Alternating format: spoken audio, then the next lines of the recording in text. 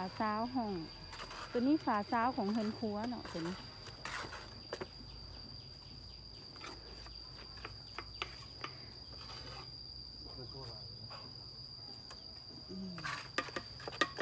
วันนี้เริ่มก่อฝาซ้าวละก่อฝาซ้าวของเสาปอมงตัวนี้มันเป็นก่อตีนเสาแต่ว่าตีนเสานี่มันก็เป็นห่างๆเนาะเป็นหูอ่ะนะที่บนนี่นะจริงเขาบุให้เป็นหูเลยพอเวลามันฮ้อนแล้วมันจะมีความดันนะนี่นะเป็นหูอันนี้นะ